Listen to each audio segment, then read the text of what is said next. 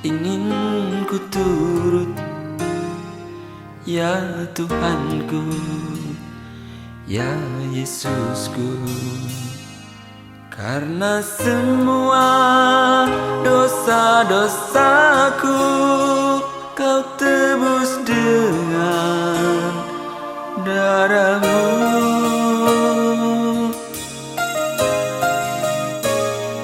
Meskipun di dunia ini ku peroleh segala-galanya, namun yang selalu ku rindu hanyalah kasih.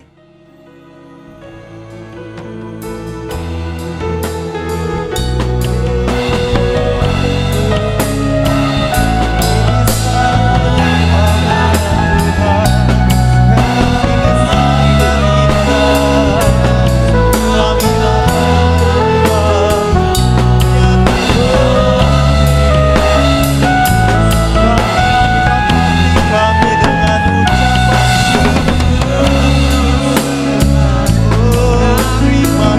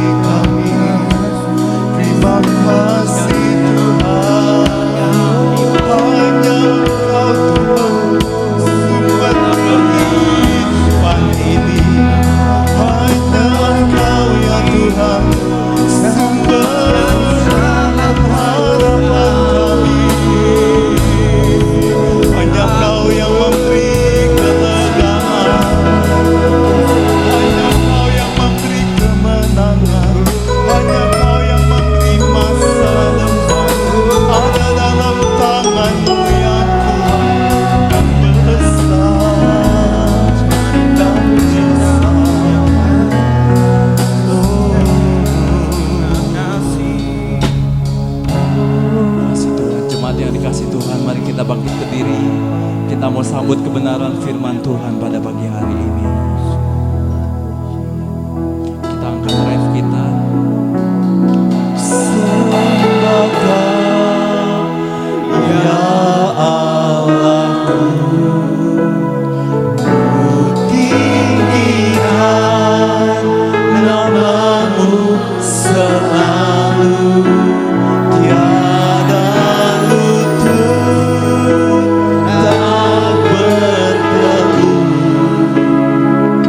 menyembah Yesus Tuhan Rajaku. Ku sembah Kau, ya Allahku, tinggikan nama-Mu selalu.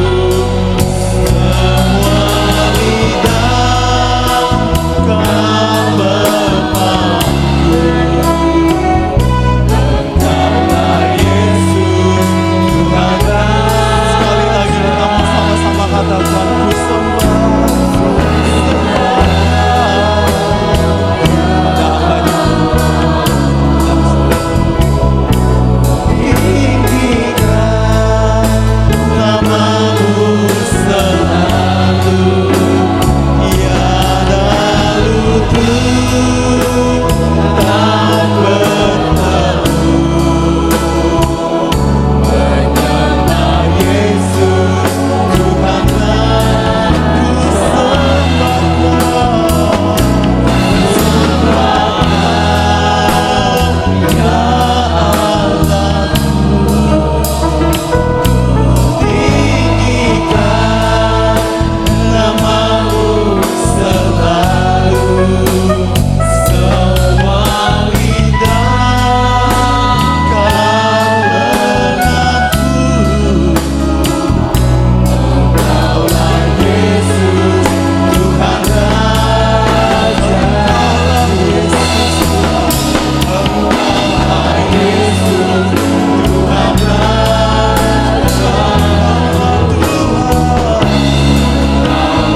Yesus Tuhan Raja.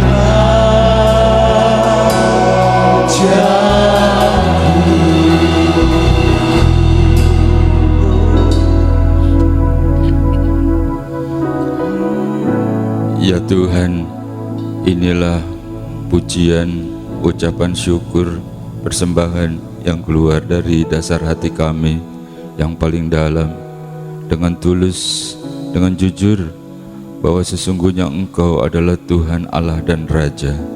Oleh sebab itu, kami menyembah Engkau. Dan hari ini adalah hari khusus, yaitu hari Sabat, hari yang Engkau sendiri menguduskan.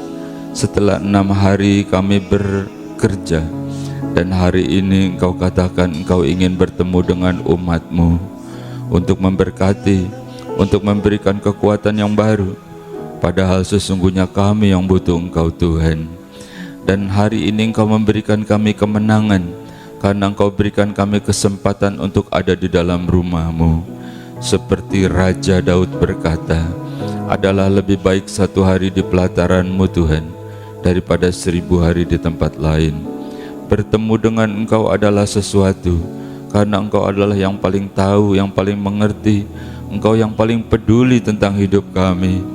Dan bersama dengan Engkau, kami menjadi kuat, sebab Engkau yang membela, Engkau yang menghibur, dan Engkau yang memberikan kekuatan.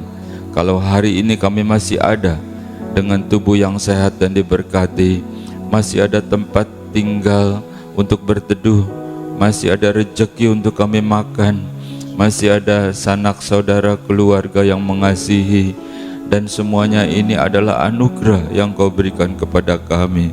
Biar kiranya segala puji, sembah dan hormat kami naik ke hadapan hadirat-Mu dan menyenangkan hati-Mu Tuhan. Saatnya kami mau duduk diam, saatnya Engkau yang berbicara bagi kami. Firman-Mu adalah kebenaran, firman yang hidup, firman yang berkuasa, firman yang menyembuhkan, firman yang memulihkan, sebab firman itu adalah Engkau sendiri. Hamba-Mu ini Tuhan, hanyalah juru bicaramu saja. Teruslah dalam pengurapanmu, dan jangan ada kata-kata yang keluar yang bukan isi hatimu. Kami percaya Tuhan, Engkau yang akan berbicara kepada setiap kami, pribadi lepas pribadi, karena Engkau yang ingin bersekutu dengan kami. Di dalam nama Tuhan Yesus Kristus, dan kami umat-Mu yang siap untuk diberkati oleh firman Tuhan, bersama-sama kita katakan amin.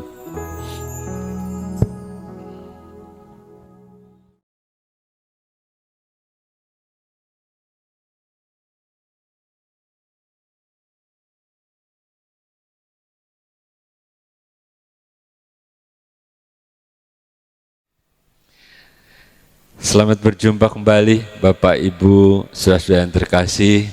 Selamat kita beribadah. Saya selalu berdoa untuk saudara, dan kiranya saudara selalu kuat, selalu bersuka cita dalam keadaan apapun. Kiranya Tuhan selalu memberikan kita kekuatan. Kalau kita masih ada sampai hari ini, itu adalah anugerah. Kalau kita masih hidup, kita percaya karena Tuhan masih punya rencana yang indah dalam hidupmu, dalam keluargamu, dalam usahamu, supaya bukan cuma diberkati, tapi juga jadi berkat bagi banyak orang. Oke, kita akan masuk dalam firman Tuhan. Kita baca dulu satu ayat.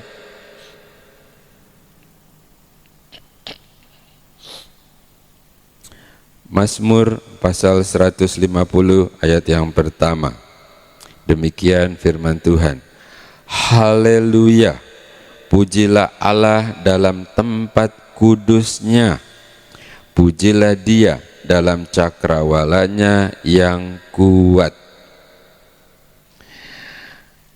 Bapak Ibu, saudara-saudara yang terkasih, jadi kita baru baca tadi, bunyinya pujilah Allah dalam tempat kudusnya. Jadi ketika kita mau mengucap syukur, memuji Tuhan, seperti ada ayat berkata, pujilah Tuhan hai jiwaku, gitu ya. Nah, memuji Tuhan ini katanya pujilah Allah di tempat kudusnya. Tapi Pak Pendeta, katanya Allah itu ada di mana-mana. Allah itu omnipresent, Dia hadir dimanapun kita. Tapi kok di sini bilang pujilah Allah dalam tempat kudusnya, gitu ya? Itu beda, ya.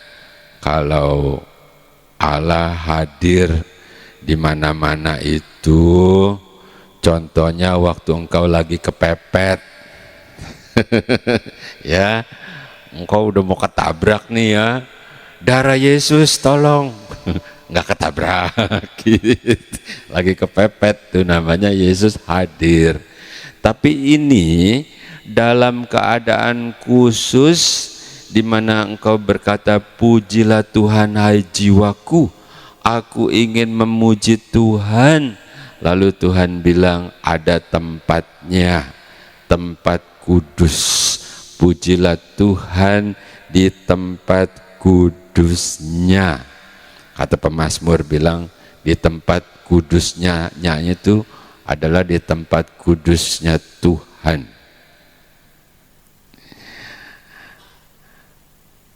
Tempat untuk memuji dan mengucap syukur kepada Tuhan itu ada tempatnya. Kita baca dulu ya.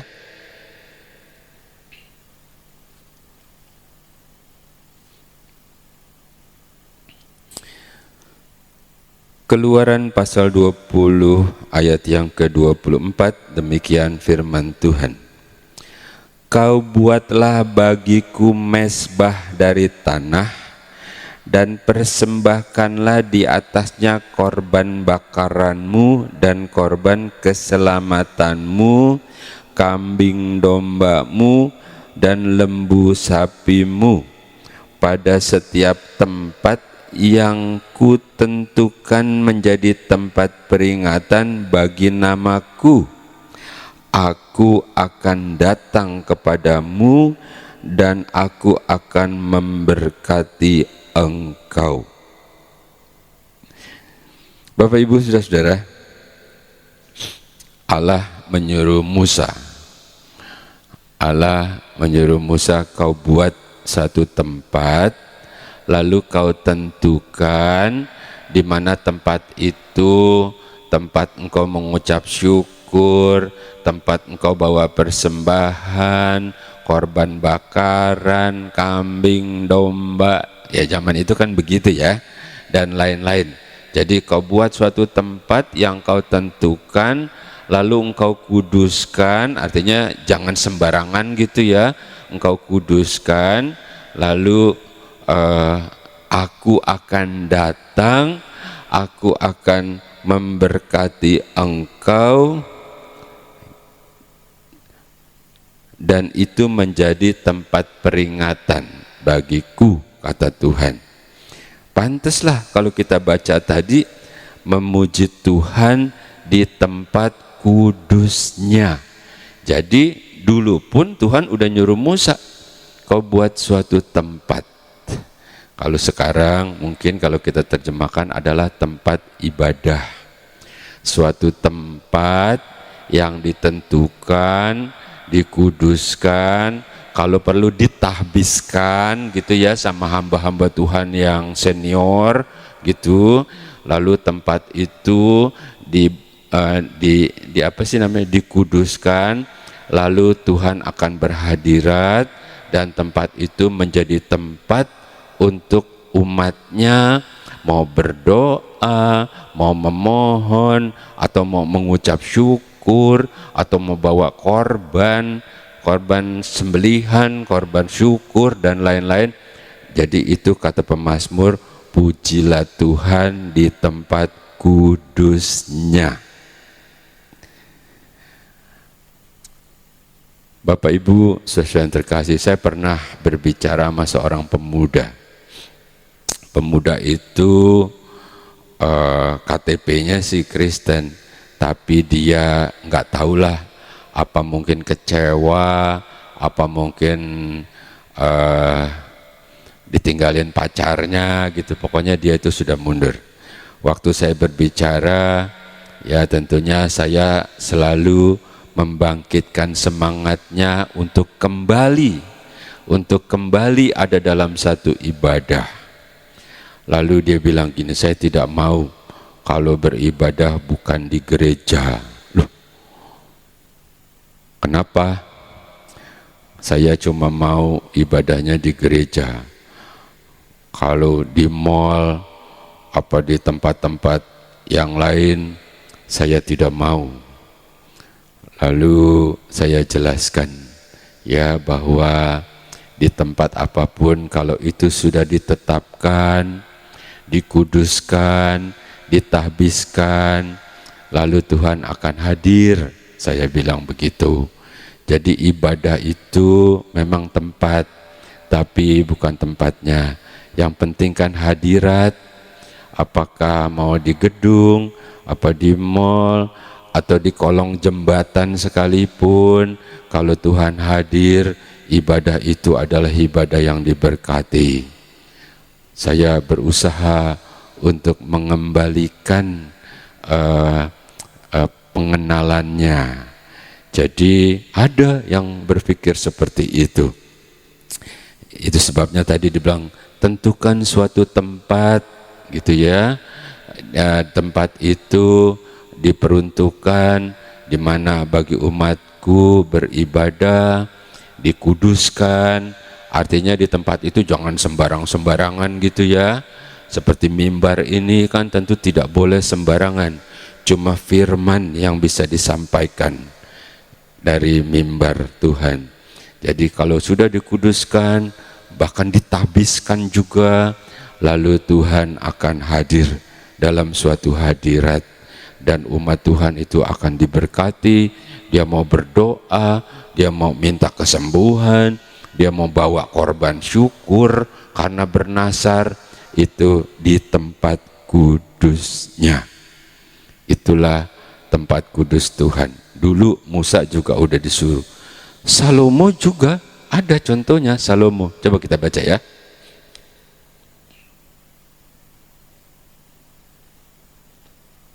Satu Raja-Raja pasal 5 ayat yang kelima. Dan ketahuilah, aku berpikir-pikir hendak mendirikan sebuah rumah bagi nama Tuhan Allahku, seperti yang dijanjikan Tuhan kepada Daud ayahku demikian. Anakmu yang hendak kududukan nanti di atas tahtamu menggantikan engkau, dialah yang akan mendirikan rumah itu bagi namaku. Bapak Ibu, saudara yang terkasih, ini juga contoh ya, kan kita ambilnya selalu dari firman Tuhan ya. Jadi Salomo juga. Jadi itu sebabnya pemazmur bilang, pujilah Tuhan di tempat kudusnya. Ketika aku ingin memuji Tuhan, aku ingin jiwaku memuji Tuhan, tentu ada tempatnya, yaitu di tempat kudusnya. Salomo juga begitu. Ketika dia jadi raja, lalu Tuhan taruh dalam hatinya, kata Salomo, aku ingin membuat tempat bagi Tuhan. Sebab Tuhan pernah bilang kepada bapakku Daud, katanya nanti anakmu yang akan menggantikan, dia itu yang akan membangun tempat kudus, yaitu bait Allah. Nah, jadi memang Tuhan itu ingin diam di tempat kudusnya, di mana umat Tuhan bisa bertemu secara pribadi, bisa melakukan banyak hal secara khusus kepada Tuhannya. Itu adalah kebaikan Tuhan. Itu adalah Salomo. Dan saudara tahu, ketika pentahbisan bait suci itu, ya kalau kita pelajari, kita baca ya, lalu hadirat Tuhan itu turun, ya, sampai nggak bisa berbuat apa-apa. Jadi hadirat Tuhan itu turun di baitnya. Jadi ibadah itu bukan soal jumlah, bukan soal tempat, tapi soal hadirat. Ketika Allah turun, disitulah umat Tuhan diberkati. Tapi tentunya ada yang namanya tempat kudusnya, tempat di mana umat Tuhan berkumpul. Suatu ketika sedang perjamuan kudus, sudah lama. Kalau di sini kan enggak disiarin gitu ya. Jadi biasanya kalau habis perjamuan kudus, lalu kita masih memberikan kesempatan untuk umat Tuhan menyembah, berdoa gitu ya, supaya ada kesempatannya juga, walaupun tidak banyak gitu ya. Bukan dalam acara doa khusus gitu, bukan, tapi masih diberikan kesempatan. Cuman kalau di media ini kan mungkin harus dipotong-potong, walaupun tidak mengurangi esensinya, supaya tidak terlalu panjang begitu ya. Nah, suatu ketika lagi perjamuan kudus begitu ya, hadirat itu turun. Engkau bisa merasakan itu seperti yang tadi saya jelaskan, ketika bait suci Salomo ditabiskan, itu suatu ketika hadirat turun, lalu mulailah terasa bagaimana Tuhan hadir. Ada yang berbahasa roh gitu ya. Nah, waktu lagi berdoa, ada seorang bapak, dia itu berdirinya di baris kedua dan ada di tengah gitu ya. Nah, karena hadirat Tuhan, si bapak itu terbang begitu ya, bisa terbang, lalu dia jatuh tersungkur begitu. Jadi kalau bukan hadirat Tuhan, mungkin udah benjol ya, mungkin babak belur gitu.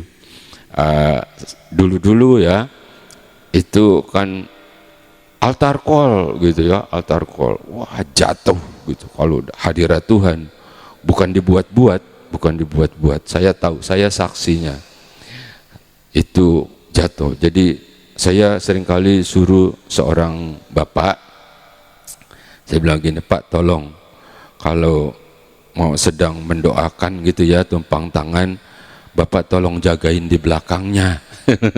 Ya gitu ya, biasanya tuh suka jatuh gitu. Terus kalau yang wanita gimana? Lah iya kan sungkan dong, jadi harus ada seorang ibu juga yang jagain gitu. Jadi itulah hadirat Tuhan di tempat kudusnya. Jadi kalau engkau ke rumah Tuhan, saya harap bukan cuma ingin ketemu saudara-saudaramu. Ada yang ke rumah Tuhan pengen biar dapat order tuh dari bapak yang itu, dia itu pengusaha. Ada yang begitu. Ya nggak salah sih, tapi itu bukan yang utama, ya. Jadi kalau engkau ke rumah Tuhan, engkau ingin mengucap syukur, mungkin ada doamu, ada permohonanmu, tempatnya adalah di rumah Tuhan, di tempat kudusnya. Jadi waktu Salomo juga Tuhan udah nyuruh gitu ya, udah menyuruh. Oke, kita lanjutkan ya. Jadi kalau tadi dikatakan memuji Tuhan di tempat kudusnya karena mau bersyukur, apalagi sih kira-kira? Kira-kira apalagi ketika kita hendak memuji Tuhan? Hai jiwaku, pujilah Tuhan, gitu kan ya. Selain tempat kudusnya, selain Ia baik, yang kedua menurut saya karena kuasanya yang hebat. Sebab di dalam ayat yang kedua tadi kita baca ya,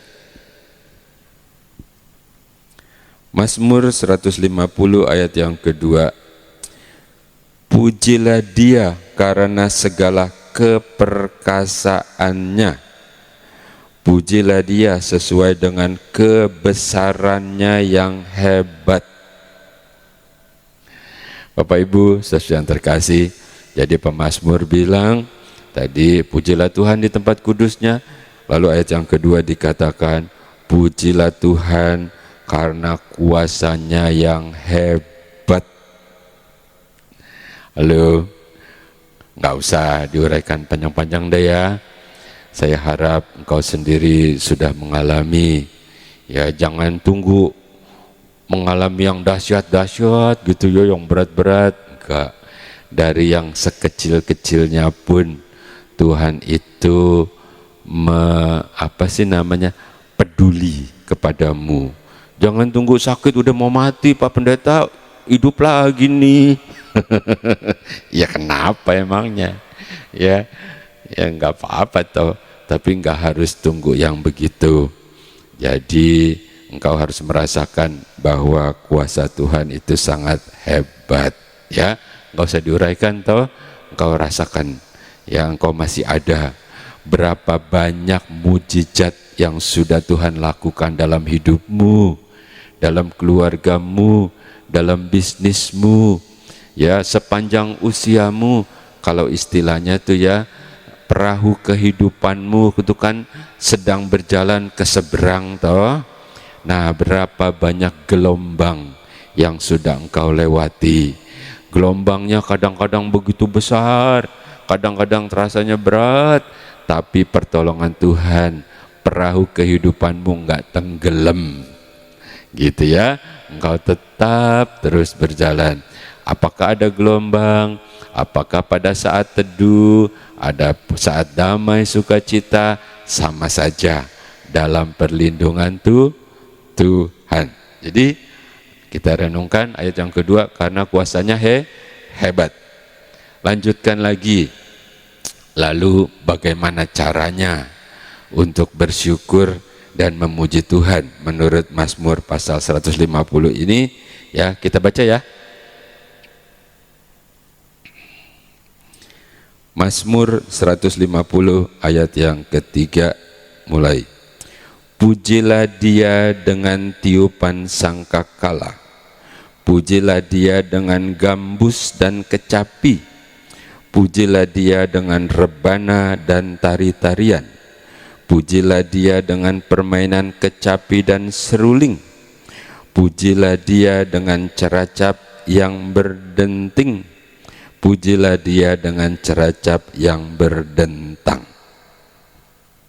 Halo Bapak Ibu Saudara, gereja kita ini gereja Betel, gereja Pantekosta. Wah, top dah. Halo, paling enak tuh ya, musiknya lengkap gitu ya.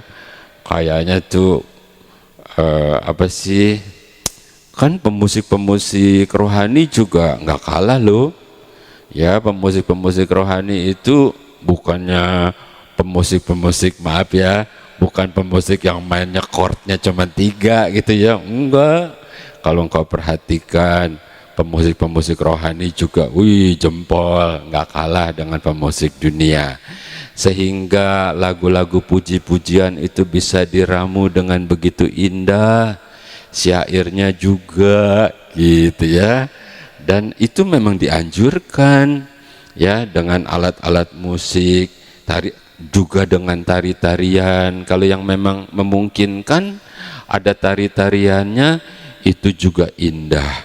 Itu cara-cara yang memang dalam firman Tuhan diizinkan. Lalu bagaimana kalau yang enggak nih Pak Pendeta? Ya nggak apa-apa juga sih gitu ya, kan nggak harus. Tapi kalau yang memang memungkinkan seperti itu, nggak ada salahnya. Ada gereja yang cuma 1 organ doang gitu, cuma 1 aja, tapi ketika dibunyikan rasanya menggema gitu ya, rasanya jiwa kita itu ikut terangkat gitu. Nah itu juga bisa. Jadi kalau kita nih gereja Pantekosta, gereja Betel emang udah dari dulu ya, gereja yang paling rame gitu ya. Padahal nggak begitu. Maksudnya supaya kita bisa menikmati sukacita di dalam Tuhan. Seperti itu ya. Zaman dulu ya, aku mau cerita dikit nih. Waktu itu saya masih anak muda banget gitu ya. Jadi di sebelah kan, rumah ini kan cukup besar ya, ada ibadah. Ibadahnya itu kaum wanita gitu ya. Sekarang masih ada, udah pada tua, udah pada beranak cucu. Dulu masih muda-muda. Nah kaum wanitanya ini bukan kaum wanita yang jet set gitu ya, enggak. Ibu-ibu yang sederhana, tapi ibu-ibu yang mengasihi Tuhan. Mereka beribadah gitu ya. Terus ada gembalanya. Gembalanya juga seorang ibu juga gitu ya. Terus mereka nyanyi tuh, nyanyinya semangat ya. Terus nggak ada nadanya. Lucu ya, karena cuman rebana aja, ketrak gitu, nyanyi gitu. Lalu saya tergerak nih gitu ya. Lalu saya ambil gitar saya tuh, saya ikut duduk di situ. Jadi kebayang ya, ibu-ibu semua. Ini satu ada seorang anak muda nih ya, baru mulai gede gitu istilahnya, terus main gitar gitu ya. Lebih meriah tuh ya, ibu-ibunya tambah semangat nyanyinya tuh. Bayangkan tuh Bapak Ibu Saudara. Jadi engkau bayangin aja deh zaman-zaman itu ya kan. Jadi saya main gitar, wah mereka tambah semangat, saya juga semangat gitu ya. Ya pokoknya kita kan cinta Tuhan toh, bersuka cita kan, memuji Tuhan, jiwaku memuji Tuhan gitu ya. Lalu nyanyi kan, main, saya iringi. Saya masih ingat tuh ya, ketika mau mulai kan saya kasih nadanya tuh, misalkan mainnya di C gitu ya, di C. Nah, saya kasih nadanya, saya kasih, terus mereka nyanyi semangat. Lama-lama lah kok nadanya turun nih gitu ya kan. Kalau kita biasa main musik berasa ya, ya udah kita cari lagi, kita ikutin aja lah gitu. Nah ibu-ibunya sih semangat aja. Jadi kita mulainya di C, kadang-kadang berakhirnya di B gitu ya.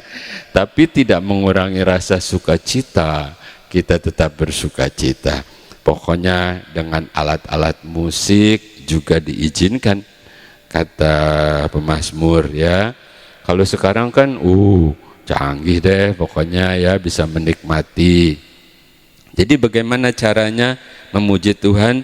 Yaitu dengan segala alat musik dan bunyi-bunyian ya, menurut Mazmur pasal 150. Sekarang terakhir adalah siapa yang harus memuji Tuhan.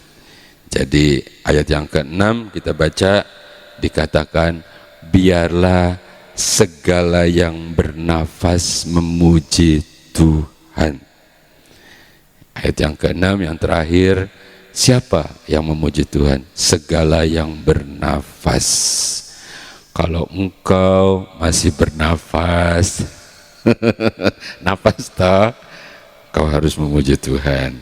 Saya juga, semua memuji Tuhan. Kalau yang udah tidak bernafas, nggak usah. Ya, kalau yang udah nggak bernafas, nggak usah. Nanti gembala yang kubur, gitu ya. Selagi kita bernafas, selagi kita berkata, hai jiwaku, pujilah Tuhan, karena Tuhan baik, karena kuasanya besar. Lalu dengan apa? Dengan segala alat musik dan bunyi-bunyian. Dan selama kita bernafas, hendaknya kita memuji Tuhan di tempat kudusnya, di rumah Tuhan. Saya tambahkan satu lagi. Firman Tuhan berkata, segala sesuatu dimulai dari rumah Tuhan. Jadi engkau bisa bayangkan betapa dahsyatnya saat engkau ada di rumah Tuhan. Betapa dahsyatnya saat engkau beribadah, saat engkau memohon sesuatu kepada Tuhan, apapun itu. Ketika engkau berbisnis, keberhasilanmu dimulai dari rumah Tuhan, bukan dimulai dari tokomu, bukan dimulai dari kantormu, bukan dimulai ketika engkau ngelobi sambil ngopi-ngopi begitu, bukan. Tapi ketika engkau ada di rumah Tuhan, engkau berdoa dan Tuhan bilang, yes, aku akan buat yang besar buat engkau. Kita bukan cuma percaya kepada Tuhan, lalu Tuhan juga mempercayai kita untuk menitipkan segala berkat-berkat dan perbuatannya yang ajaib pada kita. Kiranya nama Tuhan yang ditinggikan dalam hidup kita. Amin. Mari kita berdoa. Pada akhirnya adalah ucapan syukur. Di rumahmu Tuhan, Engkau berhadirat. Di rumahmu Engkau mulai sesuatu yang baik, yaitu dalam suatu ibadah seperti saat ini.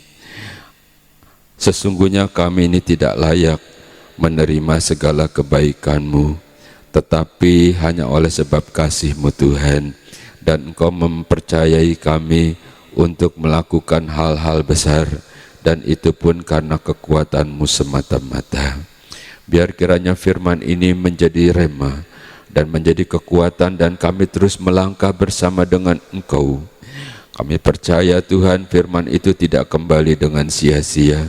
Firman itu akan terus bekerja dalam kehidupan kami untuk mendatangkan kebaikan dan kepujian bagi Engkau. Kami menyerahkan sepanjang minggu yang akan kami lewati. Apapun yang Engkau percayakan untuk kami kerjakan, kami akan kerjakan bersama dengan Engkau Tuhan. Berikan kami kekuatan dan bubuhi dengan berkat-Mu, baik selama kami di dalam dunia ini. Mereka yang berniaga, mereka yang berdagang, atau yang bekerja, atau mungkin yang sedang mencari pekerjaan sekalipun Tuhan, kami percaya Engkau tidak terpengaruh oleh keadaan dunia ini.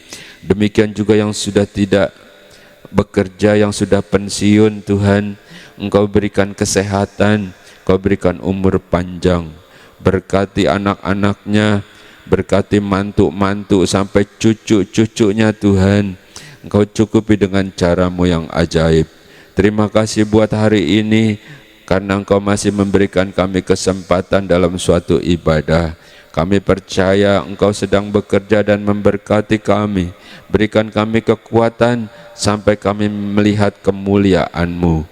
Kembalikan kami pada saat-saat berikutnya seperti hari ini, saat kami beribadah bersekutu bersama dengan Engkau. Kami percaya Tuhan, Engkau memberkati kami. Dengan iman, dengan sukacita, kita terima berkat Tuhan. Bersama-sama kita katakan amin.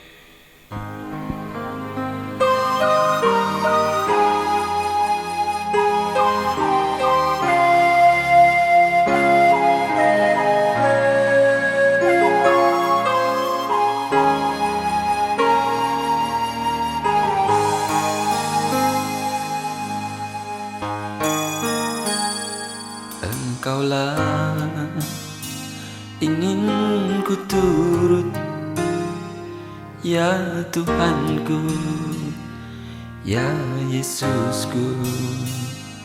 Karena semua dosa-dosaku Kau tebus dengan darah-Mu.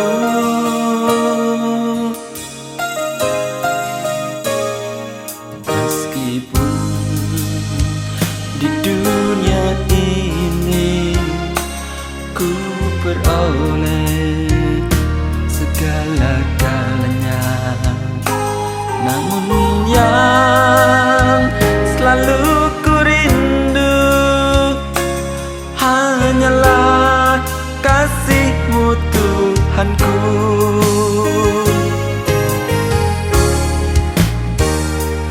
Inginnya ku di sisi-Mu, bersama-Mu di surga yang mulia.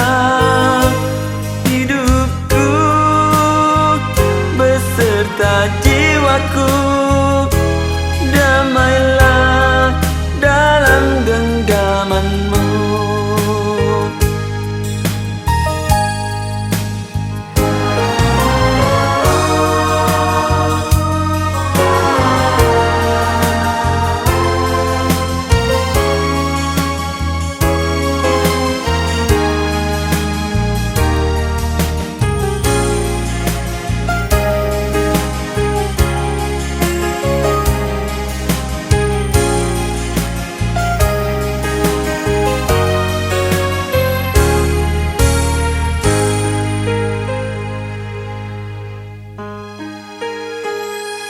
Meskipun di dunia ini ku peroleh segala-galanya, namun yang selalu ku rindu hanyalah kasih-Mu Tuhanku.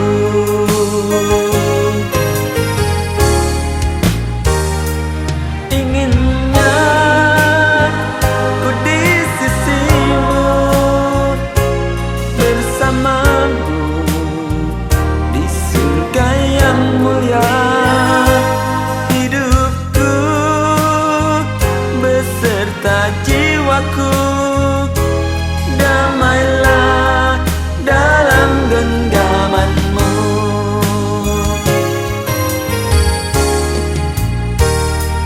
Inginnya ku di sisi-Mu, bersama-Mu